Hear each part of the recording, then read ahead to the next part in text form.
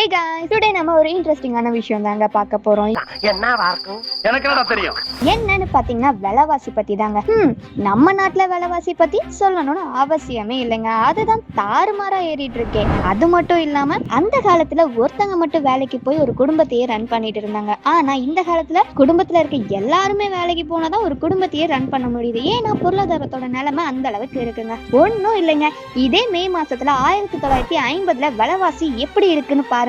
இதே மளிகை பொருள் தாங்க. அந்த காலத்துல ரூபாய், ஒரு அண்ணா 2 அண்ணான்னு சொல்லுவாங்க. அப்புறம் பைசா இதெல்லாம் இருந்துச்சுங்க. உப்பு ஒரு படி பாத்தீங்கன்னா 1 அண்ணா, பட் இப்போ 20 ரூபாய் வருங்க. அதே மாதிரி பாருங்க, துவரம்பருப்பு ஒரு படி 15 அண்ணா, இப்போ துவரம்பருப்பு 1 kg 200 ரூபாய்க்கு மேல வருதுங்க. ஸோ அப்ப இருக்க காலத்துலயும் இப்ப இருக்க ஜென்ரேஷன்லயும் பிரைஸ் நிறைய டிஃப்ரெண்ட் ஆகுதுங்க. அதனால நம்ம ஃபுட் எல்லாம் கொஞ்சம் கூட வேஸ்ட் பண்ணாம இருக்கணுங்க. ஓகே காய்ஸ், மறுபடியும் இதே மாதிரி ஒரு இன்ட்ரெஸ்டிங்கான விஷயத்தோட மீட் பண்றேன். பாய்.